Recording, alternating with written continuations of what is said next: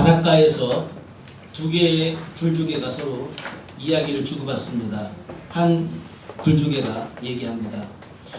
얼마 전부터 원인을 알 수 없게 내 뱃속에 혹이 생겨가지고 아주 그것 때문에 말할 수 없이 고통스럽고 아픈 시간들을 내가 보내고 있다. 너무너무 힘들다.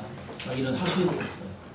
그랬더니 그 얘기를 듣고 있던 또한 굴조개가 하는 말이, 그래 나는 너무 건강하게 무탈하게 올 한 해 잘 지냈어. 그러면서 자기의 건강을 주신 창조주께 감사하면서 자랑을 막 하는 겁니다. 이때 이 굴조개들의 대화를 옆에서 듣고 있던 한 거북이가 이렇게 얘기를 합니다.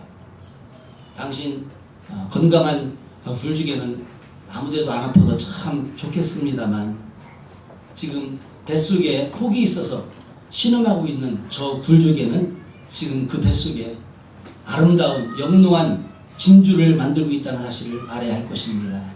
이런 얘기를 했답니다. 사랑하는 성도 여러분, 고난이라고 하는 사건도 영적인 눈으로 바라본다면 오히려 축복의 사건이 될 수 있다는 사실입니다. 일반적으로 사람들은 눈에 보이는 뭔가가 이루어지면 복받았다 이런 얘기들을 합니다. 그렇죠? 뭐 진급을 했거나 뭐 사업장이 더 발전했거나 뭐 여러 일들이 술술술 잘 풀려나갈 때 복받은 것 같아. 하지만 일이 잘 풀리고 형통한 것만이 복은 아니라는 사실을 우리는 기억해야 될 것입니다. 때로는 막히고 실패하고 병들고 고통받는 것도 복이 될 수도 있다는 겁니다. 어려움과 고난을 통해서 하나님은 더 아름다운 구원의 역사를 이루어 가시는 것입니다. 사실 지난 한 해 우리 가운데 우리는 얼마나 많은 아픔을 경험한 분이 계시겠습니까? 기억조차 하기 싫은 엄청난 시련들을 개인적으로, 가정적으로, 혹은 교회적으로, 혹은 국가적으로 여러 가지 모습으로 우리는 경험을 했습니다. 그래서 속히 이 해가 빨리 지나갔으면 좋겠다. 이런 마음이 들 만큼 힘들고 어려운 속에서 이 2016년 한 해를 보내신 분들도 있을지 모르겠습니다. 또 반면에 지난 한 해를 되돌아볼 때 감사한 것도 참 너무 많은 것 같아요. 저 개인적으로도 그렇고 가정적으로도 그렇고 교회적으로나 국가적으로나 정말 하나님의 너무나 큰 은혜 가운데 한 해를 보내신 분도 있을 겁니다. 저 개인적으로 말씀을 드린다면 제가 여러분 잘 아시겠지만 우버 운전을 하고 있습니다.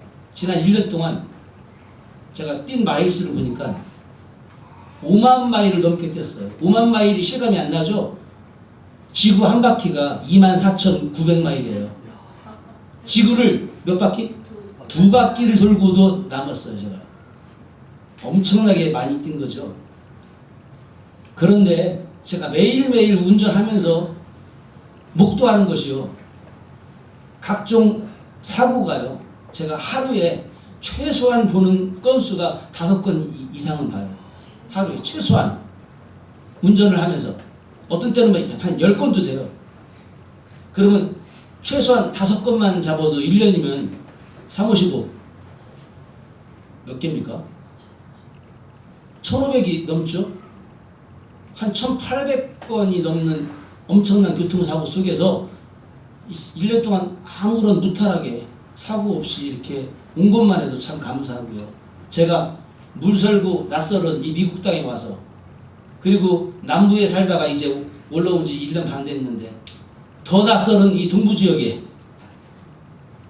그리고 미국의 한복판이라고 하는 DC 지역에 와서 차 운전을 하는데 그런 사고 없이 지구를 2바퀴 돌 만큼 많은 거리를 뛰었지만 큰 탈 없이 한 해를 보낸 거 생각할 때 너무너무 감사할 뿐이에요. 제가 잘나서 그렇겠습니까? 정말 매 순간순간 저는 운전을 할 때마다 내가 1분만 빨리 갔으면 아니면 1분만 늦게 갔으면 저 사고가 나한테 나는 거구나. 이런 경험을 수없이 합니다. 정말. 그런데 하나님께서 은혜로서 값없는 선물로서 지켜주셨다는 사실을 고백하지 않을 수 없는 것입니다. 아마 여러분 가운데도 2016년을 마무리하면서 감사와 감격이 넘치는 분들도 계실 겁니다. 물론 힘들고 어려웠던 그런 일들도 있었지만 또 되돌아보면 말할 수 없는 기쁨과 은혜와 감사, 그리고 이 모든 것들을 생각해 볼 때 이것은 하나님의 은혜였구나 라고 하는 확신이 들지 않습니까? 도저히 내 힘으로 이룰 수 없는 것들, 감당할 수 없는 일들이 많이 일어났고 하나님께서 사랑해 주시고 복을 많이 부어주셔서 오늘 이 자리에 우리가 앉아있는 줄로 믿습니다. 그래서 한 해를 마무리하는 이쯤에 자꾸만 제 마음속에 에베네셀이라는 단어가 떠오릅니다. 에베네셀. 에베네셀. 에베네셀 하면 여러분 뭐가 떠오르십니까? 한국에서는 신원 에베네셀이라고 하는 메이커가 떠오르는데 하도 광고를 얼마나 강하게 쓰면 왜 성경 말씀이 떠올라야 되는데 신원이 떠오릅니까? 에베네셀. 여호와께서 여기까지 우리를 도우셨다. 이런 뜻입니다. 여기까지. 정말 여러분 한번 생각해 보실 때 여기까지 도우신 것 같지 않습니까? 이제 다사다난했던 2016년을 마감하고 2주 후면 새로운 한 해를 맞이하게 됩니다. 이 시점에 우리는 차분하게 우리의 삶을 점검해 보아야 될 것입니다. 들뜬 마음을 가라앉히고 속에서 끌어올랐던 분노를 자제하고 하나님 앞에 책임지는 겸손한 마음으로 우리 삶을 냉철하게 계산해 보아야 할 것입니다. 오늘 본문 말씀은 사무엘이 이스라엘의 리더로 있었을 때의 일입니다. 사사시대가 끝이 나고 새로운 왕정시대가 시작하는 그 즈음입니다. 정말 아주 격동기의 그런 상황이었습니다. 그렇기 때문에 이스라엘은 정치적으로 영적으로 너무너무나 혼란하고 어둡고 혼탁한 그런 시대였었습니다.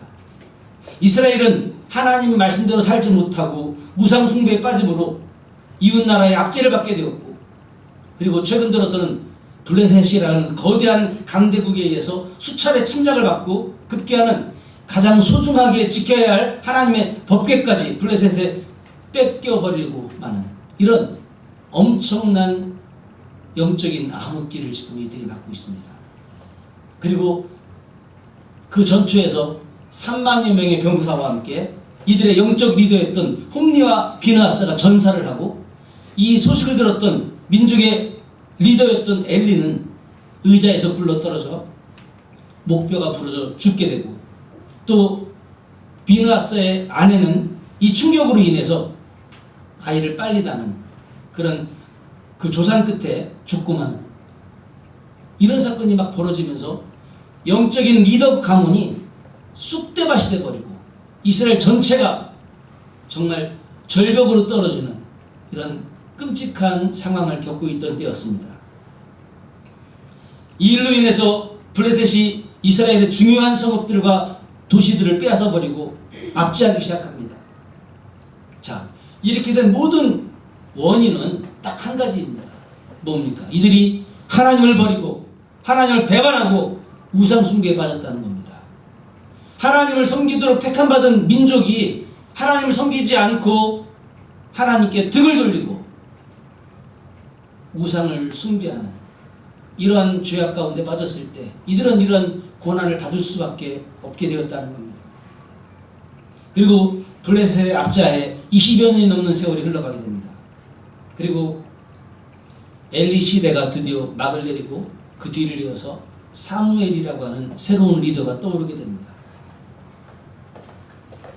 그런데 이 사무엘은 하나님을 사랑하고 정말 리더로서의 도덕성과 정직성과 신앙의 사상이 바로 서 있던, 정말 하나님이 아주 오랜 세월을 기다리고 기다린 끝에 태어난 리더였다는 사실입니다.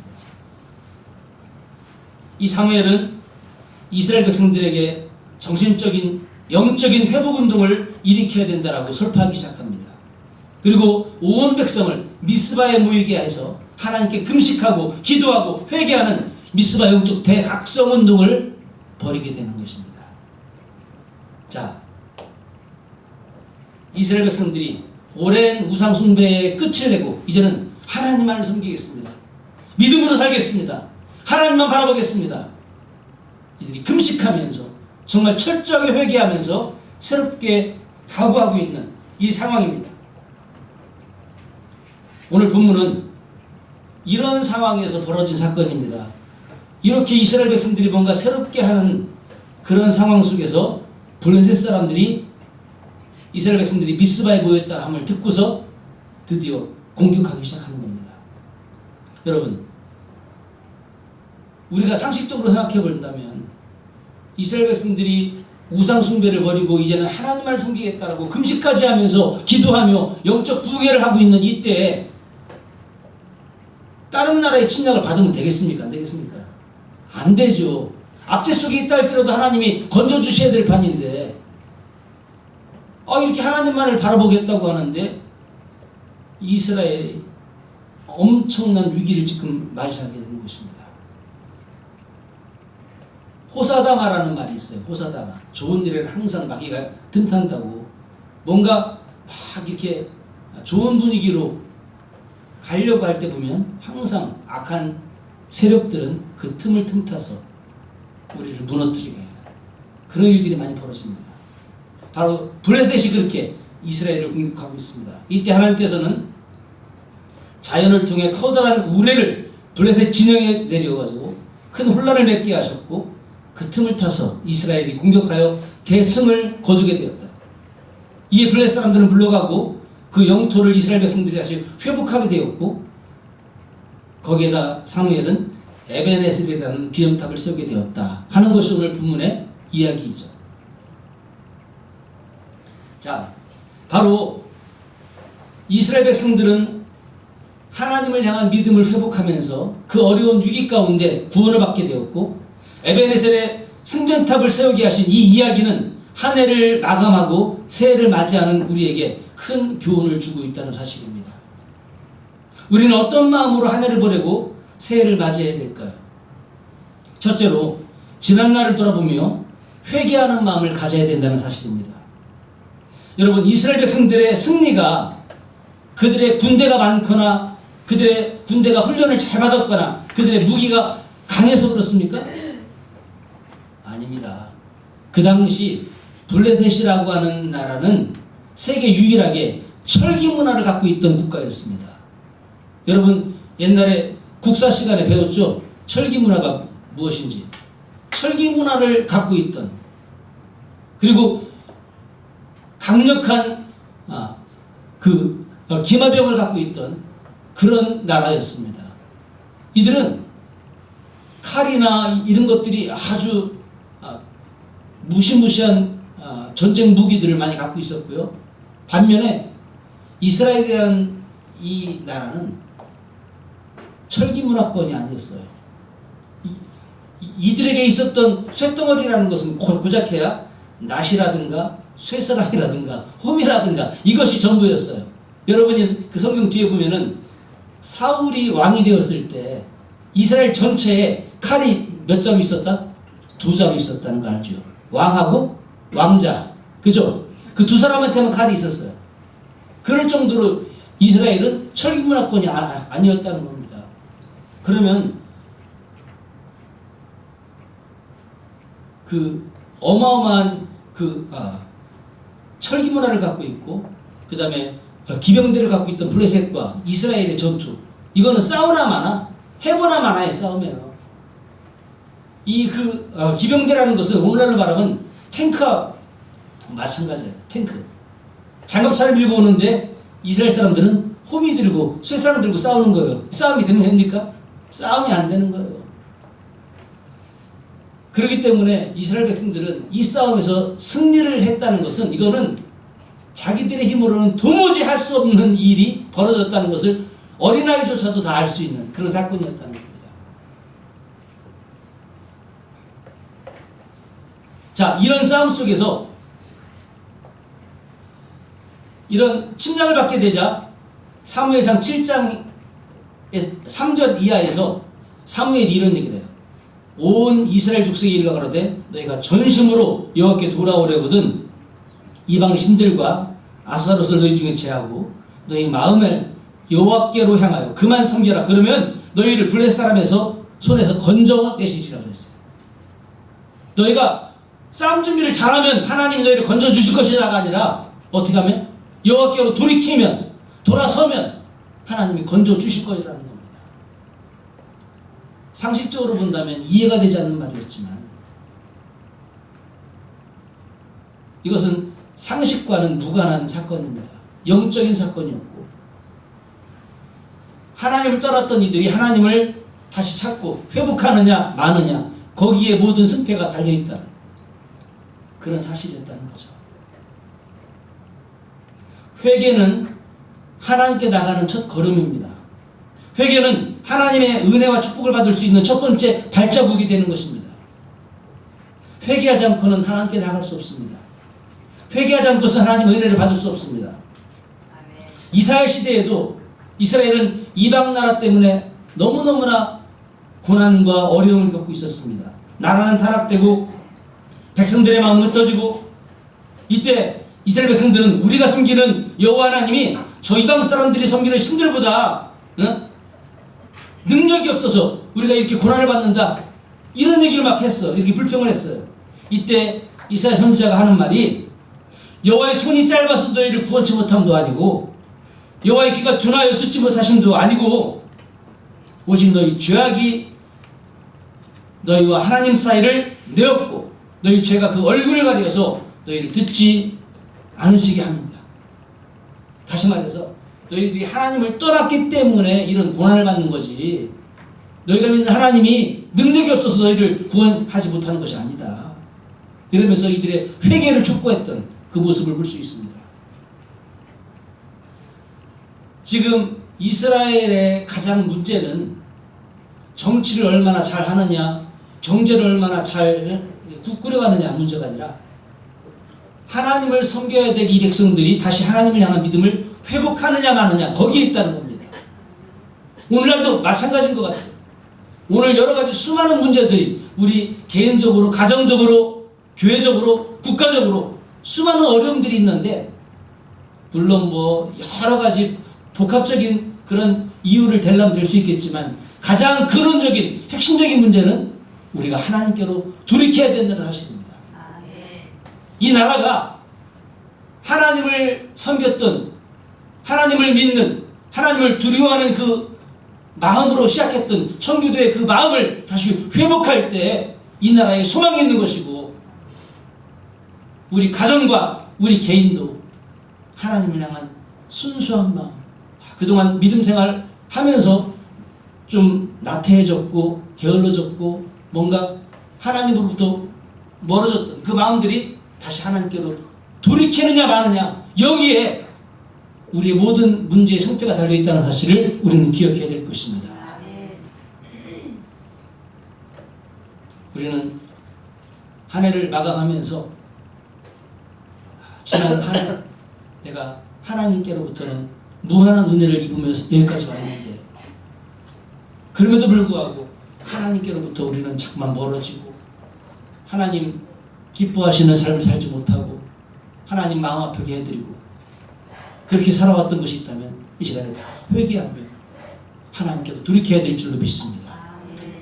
그리함을 통해서 이런 하나님의 에베네셀의 은혜를 덧입고 나가는 우리 모두가 될 수 있기를 축복합니다. 두 번째로 지나간 아픔을 다 잊어버리는 마음을 우리는 가져야 됩니다. 이스라엘 백성들이 에베네셀의 기념탑을 볼 때마다 블레셋을 통해서 받았던 고난과 고통과 위협을 다 잊어버렸다는 겁니다. 이들이 수많은 어려움을 겪을 때마다 그 기념탑을 딱 바라보는 때 우리가 힘들었지만 하나님이 그래도 이렇게 도우셔가지고 우리가 이 모든 고통과 어려움을 극복할 수 있었구나. 하나님께서 행하신 놀라운 일들을 통하여 더 크신 하나님의 은혜와 선하신 인도하심을 소망한 것입니다. 여러분 진정으로 하나님께 돌이키셨습니까? 그렇다면 이제는 우리 지나간 실패와 아픔은 잊을 수 있길 바랍니다. 하나님도 기억지 않으십니다. 신앙생활에서 잊어버릴 것을 잊어버릴 줄 아는 것이 은혜인 것 같아요. 저는 정말 감사한 것이, 제가 이제 물론 저보다 나이 많으신 어르신들 많이 계시지만 제가 나이가 조금씩 들면서요 기억력이 정말 없어졌어요. 그래서 심지어는 어저께 일도 막 기억이 안 나요. 아니 어저께가 아니라 아까의 일도 잘 기억이 안 나요. 어떤 때는. 그래가지고 이렇게 내가 잘 잊어버리는 것이 어떤 때는 너무 답답하기도 하지만 어떤 때는 너무 감사해요. 이렇게 힘들고 아팠던 것들도 같이 다 잊어버리니까 너무나 감사할 때가 있더라고요. 바울 사도는 빌립보 교인들에게 이렇게 얘기합니다. 핍박이 무척 심해서 고통을 받고 있는 교인들에게 바울은 뒤의 것은 잊어버리고 표대를 향하여 하나님의 부르심의 상을 위하여 쫓아가라. 앞을 바라보고 달려가라. 그렇게 얘기합니다. 지나간 것들을 다 잊어버리고 새로이 주시는 하나님의 은혜와 상급을 위하여 달려가는 우리 모두가 될 수 있길 바랍니다. 사무엘 선지자가 승리한 다음에 돌탑을 세우면서 하나님이 여기까지 우리를 도우셨다. 이렇게 감사했던 그 마음을 우리는 다시 한번 회복할 수 있길 바랍니다. 혹시 여러분 삶 속에, 여러분 마음 속에 이런 에베네셀의 혹시 돌탑 같은 그런 탑이 있습니까? 너무너무 힘들고 어려운데 그 일만 생각하면, 그 사람만 생각하면 아픔이 싹 가시고 마음이 평안이 고 기쁨이 생기고 감격이 생기는 그런 사건. 혹시 하나님께로부터 받은 것이라도 아니면 어떤 사람을 통해서 받은 것이라도 여러분이 그런 기념탑을 여러분도 한번 가졌으면 좋겠습니다. 이 예를 마감하면서 정말 그 일 때문에 그 일만 생각하면 너무나 기쁘고 즐겁고 감사하고, 우리 성도들 제가 볼 때 기념탑들이 많을 것 같아요.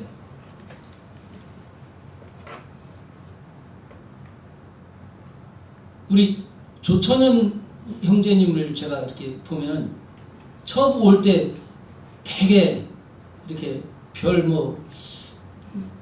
믿음 생활 잘할 것 같지 않는 그런 모습을 제가 처음 해봤어요.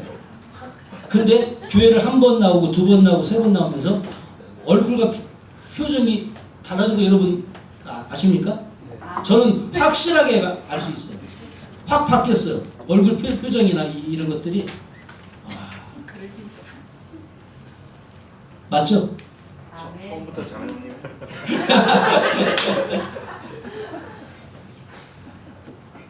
정말 우리가 좋은 교회 만나고 바른 믿음을 가질 수 있고 좋은 성도 만나고 좋은 목사들 만나고 정말 그런 것들이 우리 신앙생활에 있어서 우리 삶에 있어서 너무너무나 소중한 것 같아요. 그런 것들이 나에게 하나의 어떤 기점탑이 될 수가 있어요. 그래서 그 일 때문에 막 힘들고 어렵다가도 그거 생각하면 힘이 생기고 기쁨이 생기고, 지난 2016년에 혹시 쓰라렸던 실패와 아픔이 있다면 다 잊어버리시고 하나님의 은혜, 나를 여기까지 도우셨던 하나님 감사합니다. 이런 마음으로 믿음으로 나아갈 수 있기를 축복합니다. 마지막으로 미래에 대한 하나님의 은총과 복과 승리의 꿈을 우리는 가져야 될 줄 믿습니다.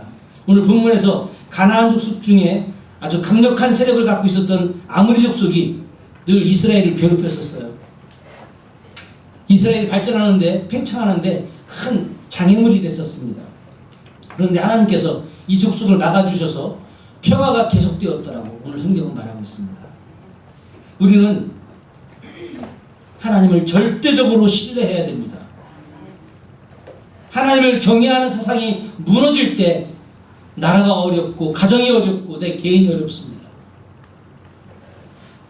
하나님이 역사 속에서 함께 하시는 것을 믿어야 될 것입니다. 우리 개인의 역사도 가정의 역사도 교회 역사에도 민족의 역사에도 하나님께서 구체적으로 함께 하실 때 모든 승리와 번영이 거기에 주어지는 것입니다. 하나님만 나와 함께 하신다면 하나님이 내리시는 은총과 복과 승리를 믿고 꿈을 가지고 우리를 새해를 맞이해야 될 줄 믿습니다. 하나님만 함께 하신다면 하나님이 내리시는 그런 은혜를 우리는 날마다 누리며 살아갈 수 있게 될 줄로 믿습니다. 이제 올 한 해도 에베네셀의 은혜로 여기까지 인도하셨지만 더 중요한 것은 앞으로의 삶도 임마누엘로 에베네셀로 그렇게 인도하실 것이라는 겁니다. 지금까지 지키신 것으로서 끝난 것이 아니라 앞으로도 우리의 삶의 걸음걸음 발자취마다 우리 하나님께서는 에베네셀의 은혜로 인도하실 것입니다. 그런 기대와 소망을 여러분 놓지 마십시오. 올해 이렇게 힘들었는데 뭐 새해라고 해서 뭔가 좋은 일이 있겠어 이렇게 스스로 자포자기하지 마시고 우리 하나님은 모든 것을 협력하여 선을 이루시는 하나님이십니다. 그 하나님께서 올 한 해 우리의 삶을 여기까지 걸음걸음 인도하셨는데 앞으로의 삶 더 놀라운 축복과 은혜로서 인도하실 것을 여러분 기대하셔야 됩니다. 어떻게 인도하실까? 기대하면서 이 한 해를 마감하고 희망찬 새해를 맞이하며 그래서 내년 이맘때도 하나님 에베네셀의 은혜로 여기까지 인도하셨군요 라고 고백할 수 있는 저와 여러분 다 되시기를 주님의 이름으로 간절히 축복합니다. 기도하겠습니다.